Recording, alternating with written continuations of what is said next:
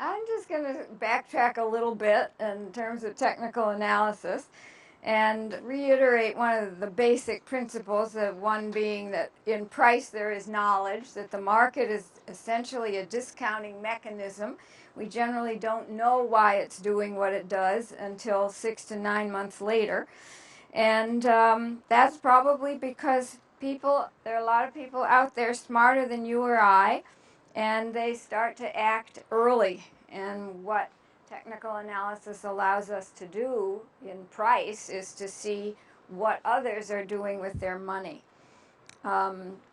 Stocks tend to top out when the business couldn't be better, and they bottom out when the business couldn't be worse. And there's always this story that my mentor and predecessor, Alan Shaw, used to love to tell about the stockholder who went to the annual meeting and listened to the chairman rave about the company, and he said things just couldn't be better. And the fellow jumped up, ran out to his broker, and said, "Sell all my XYZ stock." And the broker said, "Why?" He said, "Because the chairman just told me things couldn't be better." And that is the discounting mechanism. I mean, you can guarantee someone at a cocktail party that you will never sell a stock at the top the day it cuts the dividend, and you'll never buy a stock at the bottom the day it records record earnings. Trends tend to have relationships to one another, and inside the cover of your handout, I just did a little schematic that you might like to keep on your wall because it gives you the full life price cycle of a stock. Here's one that's live. This is Avon Products from the 1960s all the way to 1995, and you can clearly see what you've learned about the pattern of higher lows followed by higher highs, which give you the uptrend, and then you have this topping process where all of a sudden the rallies fail to take the stock to higher highs and fail to set in place higher lows, and you begin to see a more neutral trend, which at some point breaks below the shelf that trading range created and initiates the aggressive supply, the uptrend being aggressive demand, the downtrend being aggressive supply. And trends tend to have relationships to one another. If it's a small period of accumulation, you get a small rally. But if you start to see something that's a 17-year base, you can anticipate that the uptrend is probably going to be more structural. Similarly, when you see an enormous top, you can evaluate that the decline can be more structural. So the bigger the base, the higher in space, the bigger the top, the bigger the drop, and the bigger the drop, the longer the need for repair. We think about this kind of a decline from 200 to 19 as if the steel ball wrecker and crane came to your house, and it takes time before the mason and the carpenter and the painter can put it all back together. So keep that in mind. We have seen a lot of steel ball wreckers and crane coming to the fore over this market period, and I think we're in an extraordinary market period, and we have a lot that we have to think about from a structural perspective, and we'll get into that a little bit as we move on. Technical analysis is risk averse. Yes, it helps you outperform, it helps you give you reward, but it also is the discipline for preservation of capital. You don't buy a stock because you perceive limited risk. You buy a stock because you perceive reward. And the study of relative strength is one technical tool to help you perceive that reward. It allows us to sort through the groups and the stocks and find those that are doing better. It's a simple ratio. It's the price of your stock divided by the S&P 500 or whatever benchmark you want. It can be used for stocks. It can be used stock to stock as a ratio. How is one stock working versus another? It can be a stock versus a group. And obviously it can be a group versus the market, which is where we're going to spend most of our time. It also can be established as an intermarket relationship if you want to see how gold is performing versus the Dow Jones Industrial Average or vice versa. And we'll look at some of that as well. Now on page 2, we have a very old picture of the computer hardware group way back into the 60s. And we like the long-term picture. And this price is at the top, and at the bottom you have the relative strength. Definition for the relative strength is basically when it's rising, your stock or your group is outperforming the market, which means it's either going up more in a rising market or it's going down less, which is important to recognize in a bear market. Oh, that's you. That's fine. They have it in hard copy, so that's fine. When the relative strength line is falling, okay, so here you've got the rising line. Let's see if I can work this thing here. Your stock or your group is outperforming the market. It's going up, but it's outperforming. When it's going down, when the relative strength line is going down, your sector or your stock is going down more than the market if the market is declining, or it's going up less if the market is rising. So flat relative performance, which we don't really have in this chart, but we will in some of the other pictures, is a market performer. In other words, your stock or your group is going up or down exactly the same amount as the market. But we don't go into stocks so that we can underperform the market. You don't call up Mrs. Jones and say, hey, I've got a great stock for you. It's going to underperform next year. Right? You really want to try and find the stocks that are going to do better. And since this is a ratio, you always have stocks to buy in a bear market and stocks to sell in a bull market. And this is a very good example of it because right here, if you think about it, this was from 1982 to 1994, and recognize that that was during the greatest bull market of history, and this line was going down. Up here, what was happening is digital equipment, a stock that you're all too young to even remember, went from 200 to 19, and IBM went from 150 to 40 during the greatest bull market of our lifetime. So this line helped to keep us out of that sector and away from those stocks to allow us to participate. Okay, the next picture is one that Phil always has, and I love it. I think we'll probably refer to it as we go forward. You might even want to tear it out and keep it next to you as we look at it. Basically, it's the relationship to price and relative strength. So along the top, you have the relative strength is rising in each of these cases.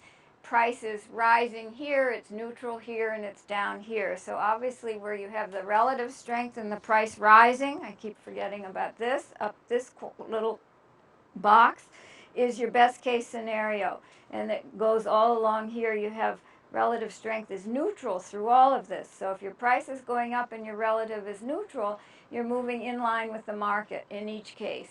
The bottom one, both are down, price is down, relative strength is down. That's your least attractive area, and that's probably a good place to look for shorts, where the relative is going down. And okay, yeah, that's fine. Okay, now these are some, I've made some notations on some of these charts that were part of the main syllabus. We've got some structural as well as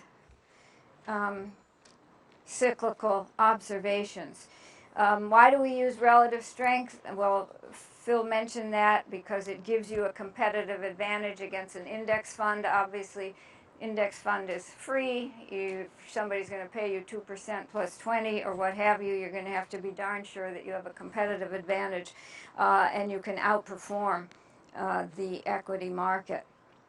What we do is identify the outperforming groups and then look for the strong stocks in those groups. And this is an example now of how we can use the relative performance.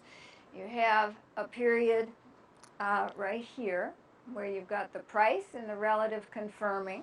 So that takes you to box 1 on that little grid. And then the price continues to go up, but what's happened here is your relative strength has not gone to a new high. So this is the concept of a negative divergence taking place. Basically, for this period of time, the rise that's taking place here is in line with the equity market. So you're not doing any better than the market. You're not getting hurt, but you're not doing any better.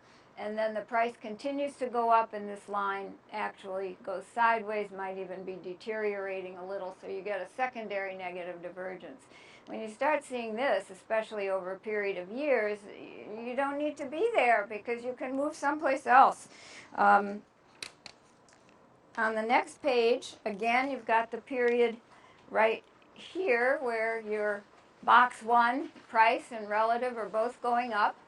And then here you've got box 9 where both of them are going down immediately. Now, is this the one we didn't get too much of a negative divergence on this one? So some of this you have to use your trend breaks, your support breaks to show a price, preservation of capital in terms of this first deterioration, whether the trend broke on the relative, the uptrend was very accelerated. The second rally takes price to a new high, and this is where you get the negative divergence over a 2-year period. So you may be looking at something here that's turning into a more structural deterioration on that one. On the next page, this is a utility. You had inline performance, which takes you to box 4, right here, inline performance as the price, well, maybe I'm using up your battery, as the price goes up. And then here again, you had a nice box 1, relative strength and price in tandem, but this is a very accelerated trend, and as it moves on to an even more accelerated trend, the relative strength hasn't really gone that much above it, and it might give you a sense that the marginal new high in relative is nothing more than the potential there for a negative divergence. Could be a sign of exhaustion. The next one is an interesting stock because it's in an area that really hasn't done very well. You have price going up in the beginning. This is international paper, but the relative strength is deteriorating. So you're sort of box 7 on the chart that you have, where the price is going up, but it's going up less than the market, which is what the declining relative strength line is showing you.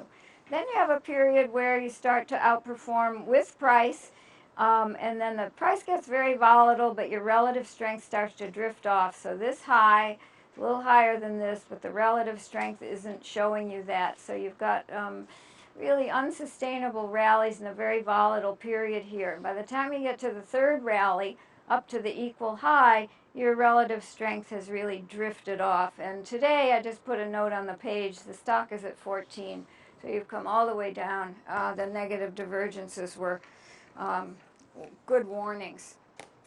This is the home building, home construction. We'll see it again in a more structural perspective, but this is quite fascinating because you didn't get any warning in your relative strength. They both topped together. Yes, this is a somewhat accelerated trend. What you did get was a little bit of a negative divergence in the momentum indicator, which is indicative of why you have to be alert to utilizing other parts of your technical disciplines. This support break as one would have been a clue. The second support break, a second clue, and obviously the trend break is your first clue that something is changing in direction. And then the underperformance corresponds there with the price. This was sort of a disappointing one. I remember this myself. 2003, you started to outperform with the electrical equipment stocks, and then all of a sudden it really went flat in terms of the relative performance at the bottom. And you could argue the negative divergence on these two slightly higher highs in place because the relative essentially went nowhere. This whole period was inline performance, which, given the fact that 05, 06, and 07 were pretty good years, was not bad from an absolute price perspective. But you weren't getting the outperformance that you would have wanted as a money manager. And this one too, box 4, you could say price rising, relative strength, absolutely flat. And this is really telling you you could be doing better someplace else. Although imagine that kind of a rally and you could be doing better someplace else. So there's no relative strength confirmation to the rally in terms of outperforming. Mining index, once again, this was one of the leading sectors, and you can see here that there was no negative divergence in the price and relative behavior. They both continued to go up for several years. You got a little bit in the momentum. You also would have had to respect the trend break and then the support break under this little mini head and shoulders top. It did, in fact, turn around and go up a little higher into the 2008 peak, but so be it. That turned out to be a bit of a blow-off, as we know in hindsight. You know, this one's sort of interesting. This is a consumer goods group, okay? And I want to go over here to the 2001 and 2002 period, because you had a very interesting outperformance here, even though the price didn't do very much overall. False breakout, you were in the throes of a beginning of a structural bear market. This came to the fore as a defensive group, which has happened once again this year. And basically, you outperformed simply by going down less during that period of time. So that was defensive in a bear market. And then, of course, in 2003, when the leadership took off in industrials and capital goods and materials, this also went up. But you can see from the relative strength that you really weren't outperforming at all, and another series of negative divergence took you out of it. We will look at some monthly pictures later where you'll see what happened as we started the decline in 2008. Oil and gas producers. Now, not only does relative strength give you a warning for a bear market in a sector, but at the end of a bear market, you also like to look at it to see if you can get any evidence of emerging leadership. So if we were to go back here in the energy group to the 2000-2003 period, where the relative strength was outperforming 2000 to 2002, right here, price was going up a little bit. So clearly it was outperforming. As the rest of the market was going down, it was going up slightly. Then it starts to drift off, but the outperformance continues. So as we came into the test of the low in 2003, I'm assuming you know your market history here, this relative strength was strong and gave a sense that maybe these were stocks that we'd want to look at for leadership in the emerging turnaround. And of course, it turned out that that was exactly what happened, and they continued to outperform right into the peak. So that was some evidence of a new emerging leadership. This one I find rather dull and boring, to be honest with you. You had the bear market in technology and telecom. So this is your box 9, declining price, declining relative strength. And all through the bull market, you never really got much participation from this group. Maybe a little bit here, but I can't say I'm impressed with it. And we'll look at some of the technology that's disappointing from a price perspective, even as the relative has continued to move up. This is a chart that Phil has at the bottom, which is a ratio, a different ratio. You've got capital goods versus consumer goods. So the rising line, since the capital goods is in the numerator, shows you that this is a period where the capital goods were outperforming. And as the market moved into its bear market trend, we went into a consumer goods outperformance trend. That's when your food group was doing a little bit better.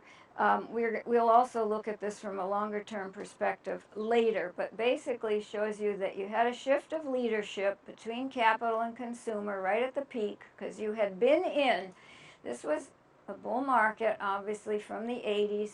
It had been from a capital goods outperformance cycle from about 1993-94, which you can see vaguely with this rising line, took off and gave the baton over to technology within capital goods, and that of course ended in the blow-off that we're all familiar with. So you ended up with a flight to safety in the consumer goods. It doesn't necessarily mean they went up, but clearly this is telling you they went down less. Okay, let's get to how we use technical analysis for relative strength. Every week we evaluate all of the sectors and we come up with this list called our buy, hold, avoid, sell list. Our discipline begins with evaluating the groups from a relative strength perspective. Everything that's outperforming or has a rising relative strength is on the left of center, either on the buy or hold lists. Everything that's underperforming the market is on the avoid and sell lists on the right. Remember, we don't go into stock so we can underperform the market. So the right-hand side of the outperformers, the left-hand side of the underperformers. Now, how do you get your outperformance? Well, you get it by not owning the things that are underperforming. So if you go in and have a diversified portfolio and half of them are outperforming and half of them are underperforming, the half that's underperforming is offsetting your good performance. So what we try to do is not own anything that's underperforming. I mean, it goes to common sense. Why would you own something that's underperforming? So we try and concentrate only on the groups on the left. And just looking at this gives you a market message. There's not a lot out there. And most of what's on the buy and hold list right now is going down less. We are really in an extraordinary bear market environment, something I've never seen, at least in this period. So we only own the strong groups and stocks, and in this declining market, an awful lot of that has been go down less. So if you also are interested in preservation of capital and you don't have a mandate to be totally invested or only have a limit of 10% cash, whenever something moves from the left-hand side to the right-hand side, we sell it. And that's how cash builds up. And so we have a portfolio that's almost 100% in cash at the moment.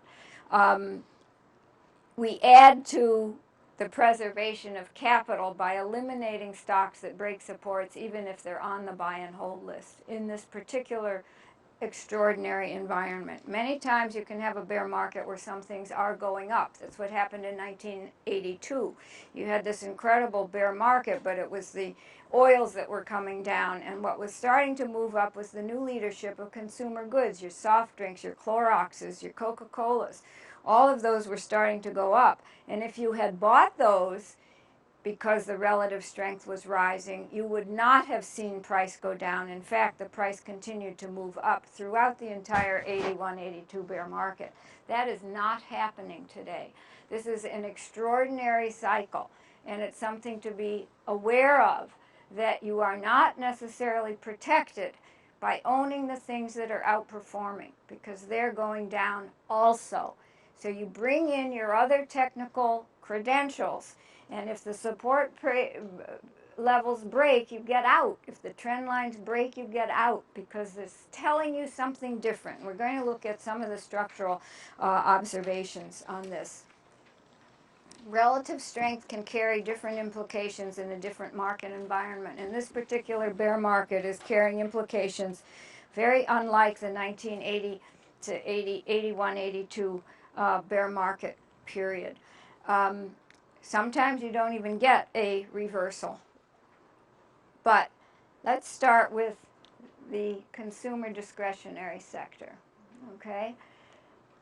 This is a rising price to a slight new high, which has turned out in this environment to have been a false breakout. We have seen a lot of false breakouts on sectors as well as on individual stocks. And in the course of this 2-year period, 3-4-year period, the relative strength, and these are monthly charts, has given you a 2-year negative divergence. That becomes something much more structural than a negative divergence that might occur over the course of 6 months or a year. And the price has come down. Notice here that the relative strength gave you the negative divergence and broke down through this 8-year support. 8-year. Remember, the longer the trend, the more structural it becomes. That's an 8-year breakdown. And the interesting thing is that it broke down before the price. So you had an opportunity in observing the relative strength behavior, even on a monthly basis, of getting out before you actually took some damage in terms of absolute price.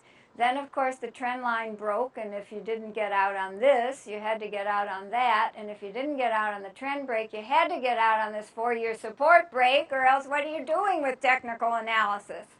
Okay? And then now look at what's happening. We are seeing history being made, perhaps, the possibility that this is an enormous 10-year double top.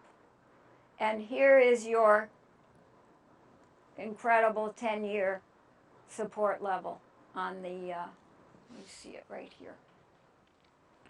So we are not paying attention to this rally because it's happening on a decline, and this looks more like a kickback rally that's giving you a chance to sell into strength, assuming you get some rallies to do that on. Second one is energy. This is in tandem. You've had this incredible bull market that we just saw with the relative outperformance that gave you the warning that it might be a leadership. You got no negative divergences at all. You had to respect the trend break and the support break, not only on the group, but on the individual stocks in order to preserve your capital. This, interestingly, the trend line is still intact. Whether it's going to remain intact or not is up for grabs. But at the moment, it's remaining intact, and if it can, in fact, remain intact, maybe later we do come back to the energy sector as part of our leadership.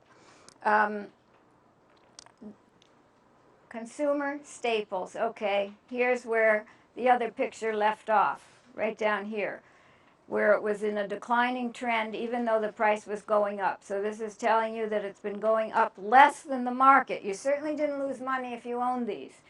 But look at where this starts to break out, just as the price comes down, because it's going down less than this, and less than this, and we'll see also less than the financials. Now the capital goods, which is the overview sector, is also intriguing because look at the peak in relative strength that came into place on the first lower peak in price. This is unusual. It's unusual, and it was a warning that this was your leadership and that leadership took you right into the top. That's the problem with relative strength. There's always going to be something outperforming into the top. And what you have to recognize from the price perspective is that it's a top, even though the performance is taking you there, and it's most likely going to happen in your last leaders, the ones that hang on right to the end before the bear market occurs. Okay, let's go to the next page and do the financials, because we're going to concentrate on this quite a bit tonight. I think it's extremely important. Financial sector, you had a new high with a, looks like 4-year negative divergence right here. Did not confirm the new high that some of the financial stocks and sectors put in place. Once again, if you got out on the break, you were getting out well before any of the damage that's taken place in the Goldman Sachs and the Bank Americas and everything else, Freddie Macs, that have collapsed. But what's impressive here is that you've got an 8-year top, a double top in relative strength. You're seeing something that you see maybe once every 20 years, structural tops, structural breakdowns. You're not going to see it in the daily course of events. And if you look at the price, has progressed so much that you actually now have broken a 10-year support. This isn't over, guys. It's nowhere near being over. And we will look at some of this a little bit later. The healthcare sector has been very mixed. You had an underperformance for the years that the capital goods and energy was going up more.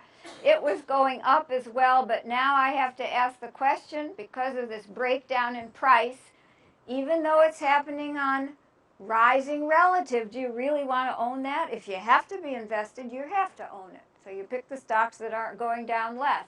But I don't like the pattern here because it's starting to suggest to me that you're also getting another 10-year double top. Something to think about. We're here as technicians, all we do is ask questions. We don't know the answers, but if we can ask questions that give us warnings, then we're much more alert to what happens in the pricing. The industrial sector, along with energy, was one of the leaders. You got your relative strength going up right into the peak. And once again, you got this little blow off in the relative, like we saw in the capital goods, on the first lower peak after the uptrend had been broken. So it was a false peak. You got the last leader into the top, outperformed.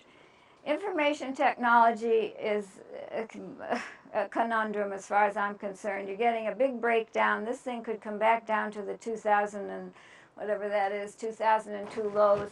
The relative strength is hugging an uptrend. Whether or not that holds, I think, is up for grabs, to be honest with you.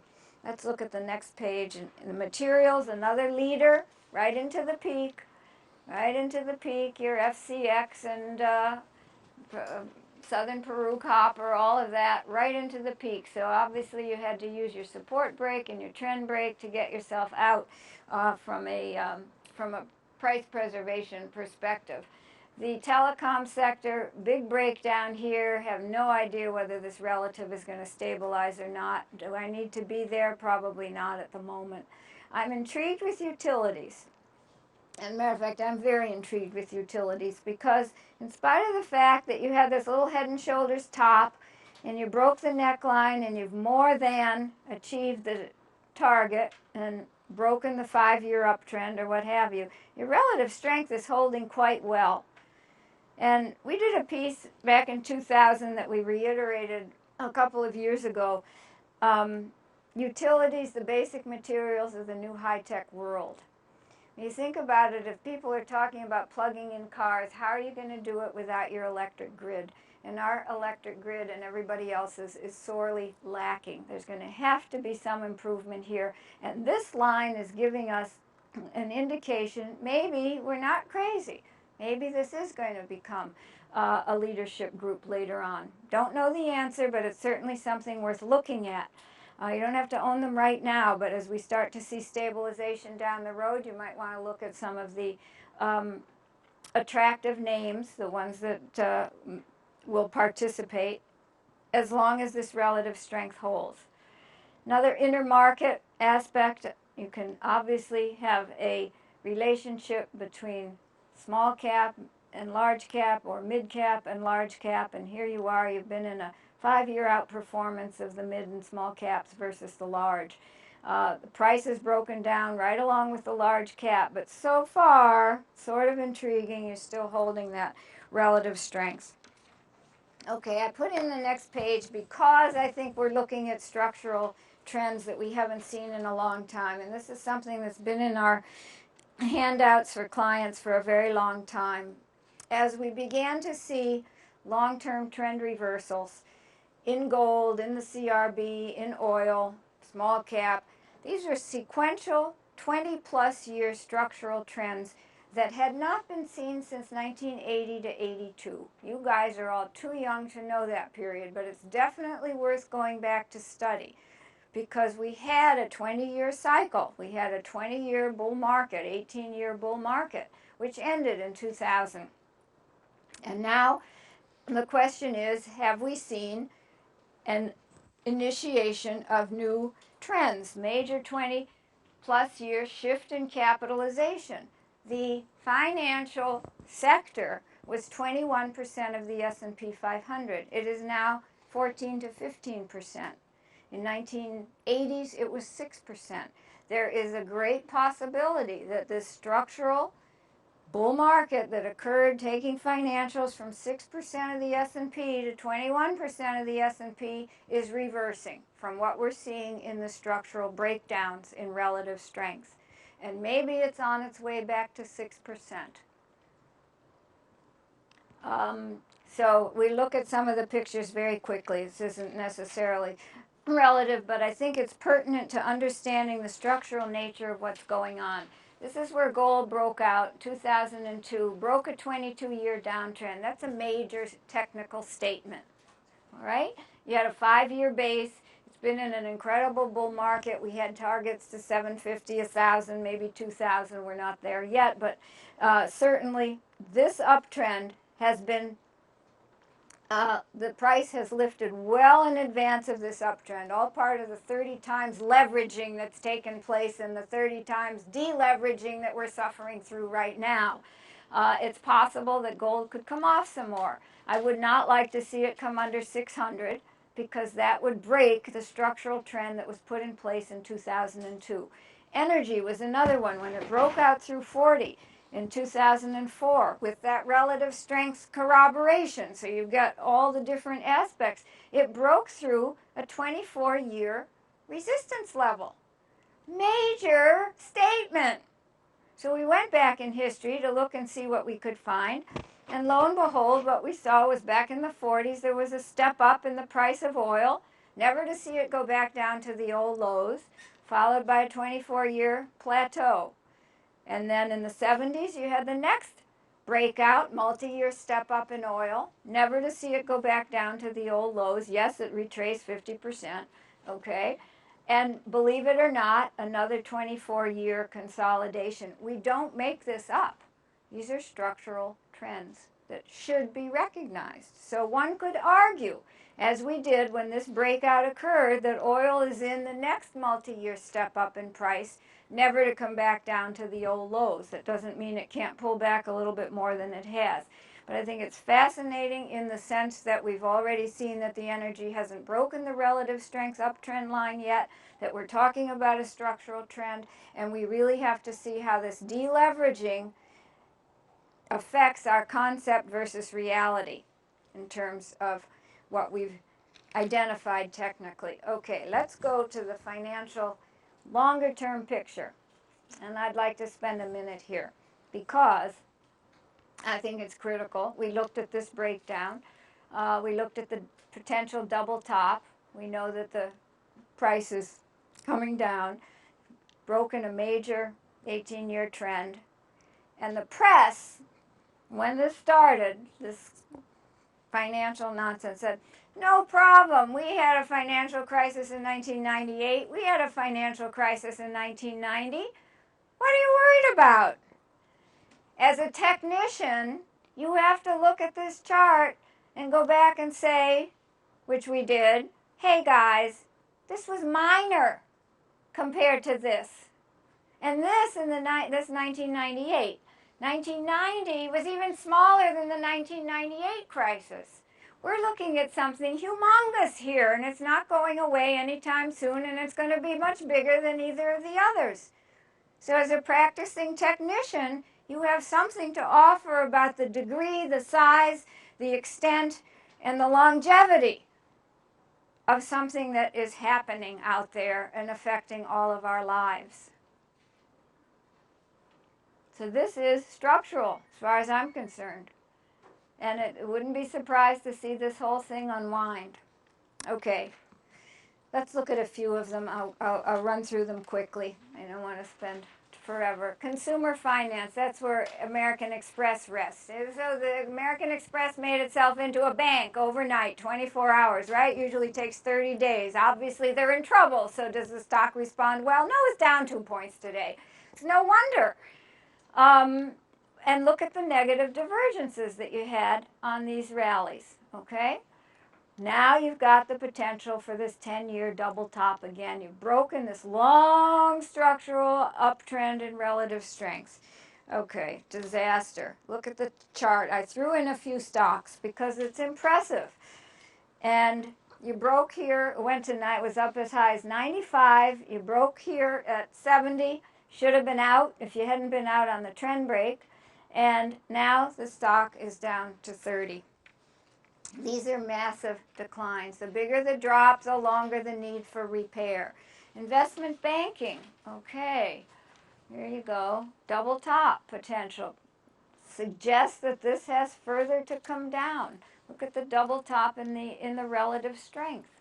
You did not get a negative divergence here to warn you of this peak, but all of your other financials were giving them to you, so common sense would suggest that something here was probably amiss as well, and you had a trend break and a support break, and your relative strength continued to unwind. Top chart is, guess what? Goldman Sachs. We went out with this chart just before it broke under, what's that price, 160, all right, with a target of 85. Stock is now on its way to 60, be our next target. Merrill Lynch, same thing, 100 to 10. I mean, these are massive losses that people are taking. Multi-line insurance, you've got a similar observation here. Enormous 10-year double top. And notice all the negative divergences that took place from 2002 to today. That should have warned you to be getting out of Fannie Mae and Freddie Mac. You had no excuse to be in these things with this happening. And the negative divergence here and here and here. And here is multi-line insurance, it's AIG. Yeah. First breakdown was under 60.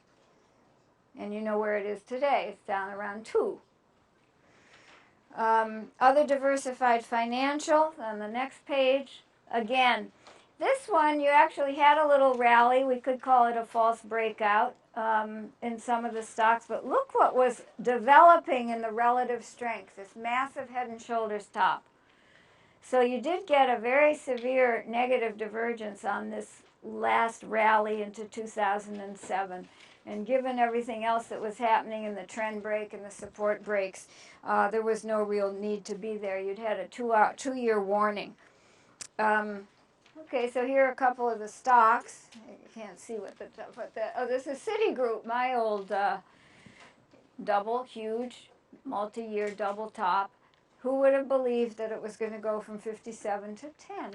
Yeah, of course. Absolutely.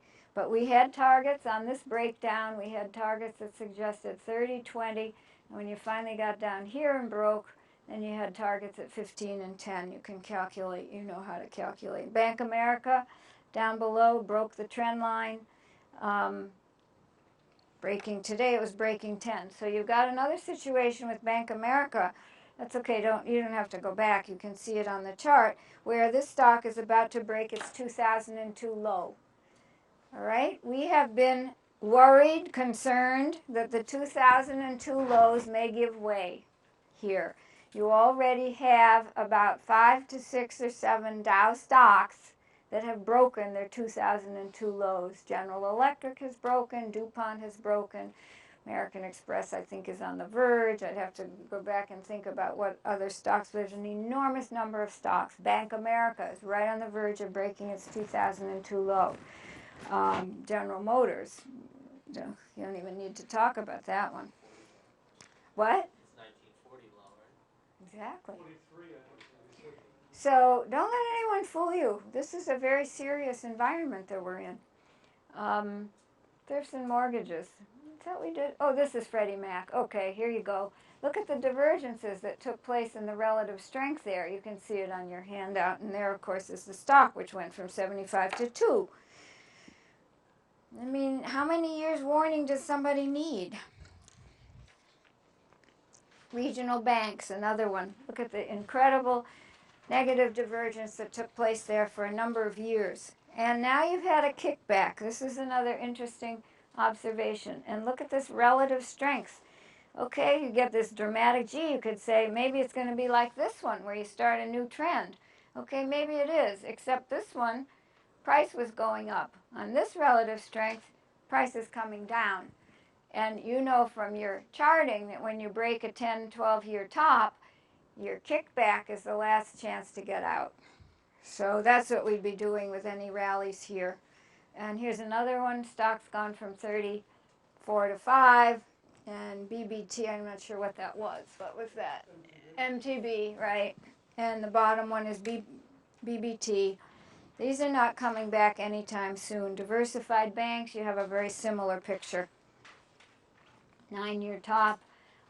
Again, you can see the differential between the size of this disaster versus 1998 versus 1990. Much bigger, much broader, much more significant in terms of the implications. And there's a stock, yeah, CMA, on from 70 to 20. Okay, the next chart is interesting. It's a study that juxtaposes what's happened in the financials to that chart that we looked at of the computer hardware right in the beginning.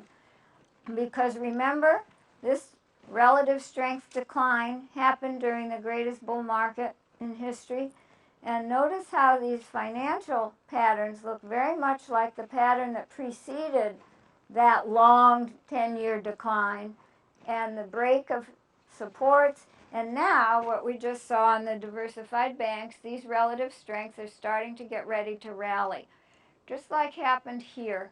And it was a rally that you didn't want to own because this thing just went on to underperform for the next 10 years. So don't be fooled by the relative strength rallies in the financials. This I just threw in as a intermarket, another way to use group versus group. So instead of relative strength of one group to the market, it's one group to another group. And here you have the financials versus the capital goods. So financials are in the numerator. That means that when the line is rising, your financials are outperforming. And the capital goods is in the denominator. So it means when the line is falling, your capital goods are outperforming. So you were getting a very good warning, even in these intergroup relationships, if you wanted to pull them up, to take a look at this and notice that the financials were starting to lose some potency here. They broke support, they rallied into that now resistance, and then came down considerably. Same thing happened with financials versus energy over here. Breakdown, reconsolidation right under the breakdown level, and then continued to move down. This is sort of interesting because this is financials versus consumer. In this sort of a channel pattern, notice how it went from the low to the high, the low to the high, the low, and failed to move to the high right in here. So that was a first warning, couldn't get above the prior peak, failing in the lower half of the channel. And all of those were outperforming financials. Here's a bigger chart of the home builders. This is actually the S&P group itself, and again you can see that you didn't get too much in the way of a negative divergence, although considering how far this had gone and the accelerated angle of ascent here, the fact that this failed below that on almost an equal high could have and probably should have been a warning. We started to see the development of tops in December of 2005 for the home builders, and it's not over yet. And they're breaking down again. It's just amazing. They're giving back. This is called the Christmas tree pattern. You know, it just goes right up and gives it all back. No reason to even nibble at this point in those stocks. Okay, here's another consumer discretionary. It's home improvement retail. This is your Home Depot, which is on the verge of breaking the 2002 low. It's another Dow stock that's doing that. Double top potential here. You've had negative divergences over a 2-year period. Once again, these are really impressive. You've had a kickback rally right here into the resistance of that broken relative, and it would have allowed you to get out near the high on that group. So we have the warning. And this is in, of course, the consumer discretionary, which is also in a structural decline. The other observation, oh, we didn't lose it. Look at it again. You don't have to go back to it, Phil.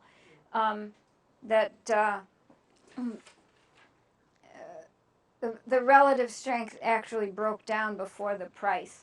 So you had this breakdown, which should have alerted you to be getting out, and you would have gotten out without any damage up there. How about somebody volunteering on the next one to talk about it? What do you see? What do you think? What would one do? Just speak up. I mean, what's happening here? Please. Okay, through the 90s here, it looks like as the semiconductor index is increasing, right. Strength is increasing, so we're in the first box, we got up and up. Right, so you got up and up, good. We have confirmation on the decrease. And look at the blow off. Yep. And it comes in, and then as we start to consolidate and trade in that channel pattern, relative strength is decreasing, Is so underperforming, so it would say, let's get out. underperforming. And having been in technology has not been a particularly beneficial choice for the most part. Okay, how about the next one? Somebody want to play with this? Remember, you can never answer the question, how low is low? Don't get somebody fooling you and saying, where's the bottom? Where do you think it's going to bottom? They say on CNBC all the time. Where do you think it's going to bottom? I don't know. I don't know. You never know how low is low. It's not an answer that the technician can give. But somebody else, why don't you talk about this one's pretty easy. Yeah. Looks like from 99 to 08, there's support line on relative strength, which was held, and the price seemed to confirm that. It was holding the support line for about 10 years, and then they both broke. They both broke. Yeah. You didn't get much of a divergence at all. No divergence failure, so you had to rely on your other technical disciplines that the support line broke. There wasn't even an uptrend to break. You just broke support, both in the relative and in the price. How about the next one? This is a difficult one. Somebody play with it. There's probably no correct answer yet. But what does this chart look like it's telling us? Let's say from 2006 forward. The rest of it is pretty clear. What is the relative suggesting, just from a relative strength perspective? It's a good sector to be in. It would be a good sector to be in if you had to be invested, okay? But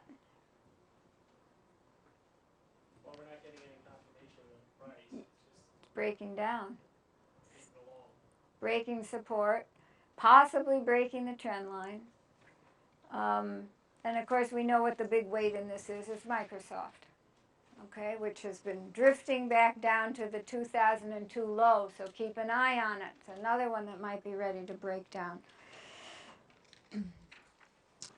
Okay, this has been one of our leaders. Want to talk about this, anyone? It's a little tougher. I mean, this really was in an uptrend in relative strength, albeit volatile, no question about it. And you got your peak in relative right on the first lower peak in price. So this is another indication that one of your leadership groups retained its relative strength right into the final top. But now what's happening? Just doesn't look particularly sanguine. I'm not happy about this trend line break in price, not happy about the relative break. The one positive is that perhaps this support can hold. And we don't know to what degree some of these very extreme readings. Yes? Is that a bullish divergence at all? The relative strength making higher highs on the price? Normally it would be. Except the price didn't. You mean this? Yeah. Right here? Well, in the case of the current market, it's more a study of a leadership group that continued to lead right into the final decline. I would never think in terms of a bullish divergence in an uptrend. You have a bullish divergence in a downtrend. They're in gear. Yeah, but there's no divergence. It'd be in They're gear. Yeah. But this is problematic. So there are a lot of questions coming in here for us. There's very ambiguous behavior on the part of, having strong relative strength as the prices are coming down. The last leaders, you're getting major warnings here with the price and trend line breaks, support breaks. And we have to wonder whether these are going to come back as the leaders. Next one, computer hardware. Somebody else want to play with this?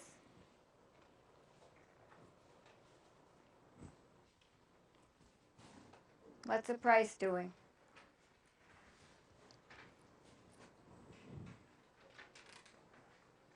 What's the price doing? Well, 2000, this didn't give you any indication to get out. That's right. To get Okay. So you had to use... there now. No, you weren't trapped. You would have had to respect the support break. You weren't trapped, you just didn't have the relative strength indicator, okay? And you also would have had a trend break if we'd drawn an uptrend in here, okay? Don't ever feel you're trapped, okay? So then we got the deterioration, you got the bear market, and then price starts to go up, and what happened down here? You could say those are negative divergences from 2003 to 2006. And then all of a sudden, you get a 6-year breakout in relative strength, accompanied with a nice surge in price. So you got about a year or two up there. And again, you had this period where the relative strength outperformed right into the peak in your leadership. And now we're getting some deterioration. We have to wait and see whether that uptrend in relative is going to hold. Industrial machinery, very similar. Pull back to the uptrend here. The lower channel line is a possibility. That's a line you'd like to see hold. And the relative strength is so far so good, but may need to come back and unwind. Here's one that's been a real puzzle. Does anybody follow the railroads, the stocks themselves? The transportation index has actually done better than the Dow. And this has been, whether or not we're looking at something that may be the beginning of the end isn't clear yet. Because although it's broken the trend line, it hasn't put in place a new low yet. Okay, so these have been pretty impressive in terms of relative strength. If you've owned the railroads, not only did you do well from a relative perspective, but until right now, you really did well from a price perspective as well. We'll watch that though, because maybe those are going to be the last of the leaders. Okay, you're starting to get an oops here. Starting to look like a break in the relative strength. But look at this, it's come back 50% on very little pullback in relative, but that's a dramatic break in price. We really would need to, you could arguably say, okay, at 50% retracement, it pulled back to the breakout level, but boy, you sure didn't want to be in Boeing for that, and it was that was the big drop. What about construction and farm machinery? Somebody want to play with this? Where might it hold? Where might the price hold? This has been a very interesting study, and actually I'm starting to write something about it this week for next week, because it's been a study in concept versus reality. The concept here was that maybe Caterpillar could hold, presume this is Caterpillar, between 60 and 80. And that maybe Caterpillar could have held between 60 and 80 and moved out at a later date to continue its leadership. But it didn't. It actually broke down. And now it's really got to hold this lower channel line to enable it to retain any possible recovery over the future period. The relative is broken down. And that's been pretty much in tandem. There's another little blow off in price, false breakout on a new high in relative strength, and then the whole thing gives up. So that's a bit of a concern. Electrical components, very similar. Industrial conglomerates, I wanted to stop on that one for a minute. You know what the biggest weight is in this group? Is General Electric. Huh? That's okay, they have it in their handout. Here's a picture of General Electric. It's not up to date. General Electric had a rally from 2003, but it was a pretty feeble rally. And actually, this chart shows you that you barely would have paid attention to it. You start seeing the negative divergences in the relative strength, and now this has rolled over and it's actually broken the 2002 low, as the price shows you here. This is the 75% weight in the group. It's the big name, and that's what it looks like, essentially. Failed to ever get back to the old high, whereas a lot of the other stocks, like a Caterpillar, made new highs, Triple M made new highs. This one has been a complete failure, and I can't help wondering when the financial aspect of it comes out. Maybe they'll make General Electric a bank next week. Who knows? so it can borrow some money. But that's the, oh, okay, the relative strength there has really kept you out of trouble. Industrial machinery, here again you would have anticipated that it might have started to rally up to the upper channel line. It's failed, it's out completely. This again may be lucky enough to hold, but you've got trend breaks in place, and the individual stocks are breaking. Here's a really interesting one. Now, what might this one be telling us? Somebody play with it. Are we seeing possibly evidence of an emerging leader here? Is it possible? The price is breaking a little bit, but then again, with the 30 times deleveraging, a lot of these patterns may have exceeded to the downside, and possibility that some of them stabilize. But look at the relative strengths here. It's sort of intriguing. And basically what you're seeing is almost a breakout through an 8-year base. So this is something that I would definitely keep an eye on, whether this is going to become a new technology in terms of what we're going to need to be doing to preserve the world. Okay, it's something that I would certainly keep an eye on. Obviously, the big weight here is waste management. And I get really frustrated with Standard & Poor because they have over 30 groups in their S&P 500 groups with only one stock. It's not a group, guys, it's a stock. And it drives you out of your mind. Pharmaceuticals. Oh, here's another one of my favorites. Okay. We have kept people out of this group for the entire 7 years.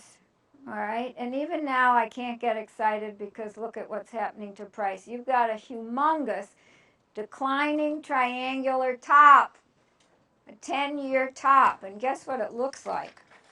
It looks just like Pfizer. Also under its 2002 low. Maybe these are old tech. Maybe we're not going to come back. But let me show you Bristol-Myers, which helped us identify the bear market in 2000 back here because of the humongous top. And then it came back and it rallied and it gave a secondary top, just like the financials are doing today. But this was in 2000. And then you got this incredible decline. And they have not survived much at all in the interim. I could show you Merck too. It was another huge double top that we were looking at in 2000. And this is the kind of thing that you're seeing now in some of the other areas, whether it's a consumer discretionary or whether it's financial. By the way, just for fun, here's Intel. Another one that's close to testing its 2002 low. The bigger the drop, the longer the need for repair. This has done nothing for us over the years. Absolutely nothing. And that's a key example of the bigger the drop, the longer the need for repair. Okay, so pharmaceuticals, this doesn't impress me. That relative strength, it's going down less. There's a situation where you've got pharmaceuticals going down less. Biotech, is this maybe, oh, somebody comment on this. Let's have one of the girls. I haven't had a girl yet. You have anything you can come up with? Extra credit? Wow. Well, what's the relative strength doing? $2. What's the relative strength doing here? It's going up or down? It's going up, so it's outperforming. Is the price that bad? Not really.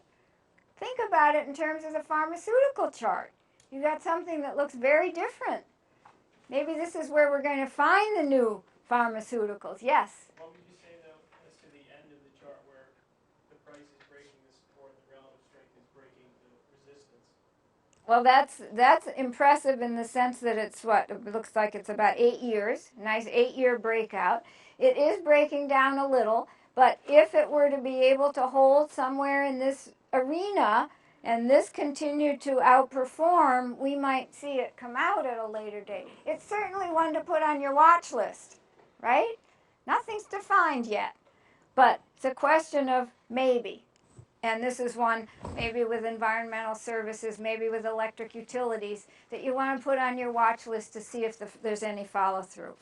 Okay, oil and gas equipment broke support, broke the uptrend.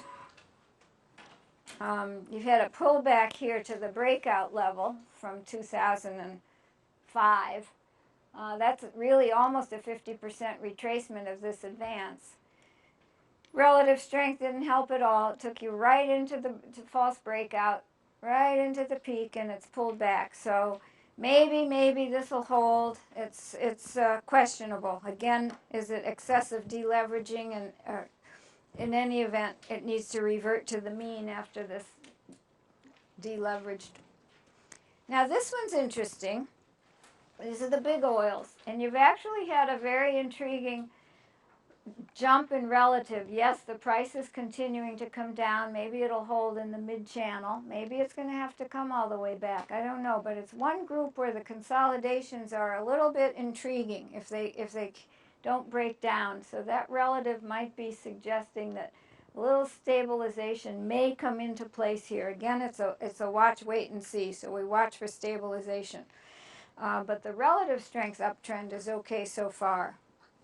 Now, back in 1995, we did a piece distinguishing between what we called old tech groups that were breaking down to new 40-year lows like aluminum, and the new tech groups like the technology stocks and the Microsofts and the Intels that were all breaking out. And this period of time hasn't done much really to change that. Look at what's happened to aluminum. Not only did you get a bit of a negative divergence here versus the rally in price, trying to get out, each time it tries to get out, and then you've had an absolute collapse. And it's gone to another, not only 40-year low, but now maybe it's a 50-year low. Are these really old tech, or are these indications of underperformance telling us that in the global arena these industries may not survive because of competitive forces somewhere else? These are questions that you can ask yourself when you see some of these patterns, because obviously aluminum isn't going to disappear, but the industry here seems to be. Just like automobiles are not going to disappear, but the industry here certainly looks it. Look at this. You haven't wanted to be invested in this group for 14 years. Why would you do it now?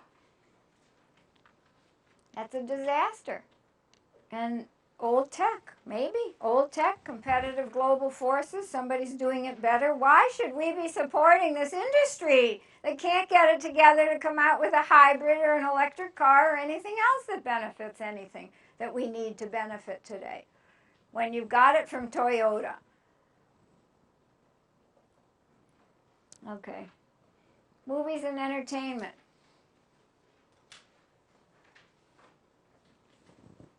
That's an 18-year break in price. That's a, I don't know what, 20, 40-year low. What is this telling us? Is this becoming an old tech industry? It's possible. It's possible. Yet another false breakout right here. No real confirmation in relative, but just broke out and then collapsed. I mean, are you sharing the severity of these structural breaks with me? Because I find them mind-boggling. Something that I've never seen like this in my entire career. So you're seeing some of these things. Oh, by the way, you have negative divergence on the this rally versus this rally, where the relative strength was again telling you to stay out. Here's another dying industry. This one I don't even have to argue with you. It's publishing, right? So that's at an all-time low. Keep your eyes open. We're living through history. Consumer staples. Okay, this is sort of fascinating. And then we'll be getting into the capital consumer ratio. Again, underperformed until the deterioration in the market became severe. Has pulled back to an uptrend line. So this is a big sector that maybe we're going to want to participate in. I put in a longer term chart because what's fascinating to me is that you've just made a 20-year breakout in relative strength. Now that might be a structural sign of some sort, telling us either that we're going to be in the defensive because they're going to go down less for a longer period of time than we might anticipate, or maybe in fact that line will hold and we will see some benefit come out of it. They underperformed for this period, 2002 to 2007, because that wasn't the leadership at that point in time. The leadership was capital goods. Okay? You know, your industrials, your energy, your materials, etc. Restaurants, same thing. McDonald's is the one that's holding up well here. This has actually been pretty amazing because it has outperformed for the entire period that we had an industrial leadership. Very, very interesting. Soft drinks, the next one. Again, you've got a little breakout here, but it's happening on a decline. I went back to take a look at this historically because this is a picture of Coca-Cola. Another one that helped us identify the top, because the top actually occurred in 1998. So you had already these lower peaks in place by the time 2000 came around and the full-fledged bear market was in place. So this would have been responsible for this decline, but Coca-Cola never made it back to the old high. So this rally was really Pepsi that took the lead in the interim. Interestingly enough, I was looking at the Coke chart and saying, gee whiz, why on earth does this thing look like we've got a double top? Possibly. I don't know that we do. Possibly. But what's interesting here is that you are breaking out again through a multi-year level in the relative strength. So there's something going on with the consumers that we want to keep an eye on. Next one, packaged foods and meats, very quickly. Another, consumer goods, 15-year breakout in relative strength. Okay, these are all things that I think are worth keeping an eye on as you move forward. Household products, same thing. It's impressive. Very strong relative performance on very little pullback in price, and they're holding the trend line. Okay, let's go back now, the next page, and look at the capital consumer ratio from a long-term perspective. Because this thing moves through cycles. We saw very little bit of it, but it's something that we have used historically to really identify the major market leadership. Whether it's consumer goods outperformance, capital goods outperformance, when the line is rising, because it's the capital consumer ratio, so capital is in the numerator. When the line is rising, you're in a capital goods outperformance. When it's falling, consumer. So what we came out of in 1982 was the longest 12-year consumer goods cycle, longest cycle ever in the history of the indicator.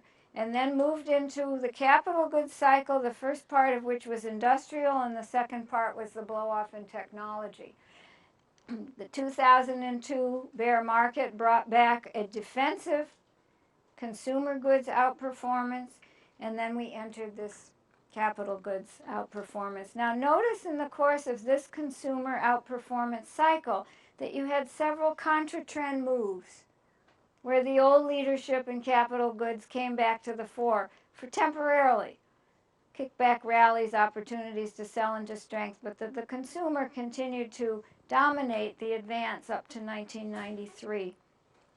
So when this started to break down, our first question was, well, maybe we're getting a contra-trend move.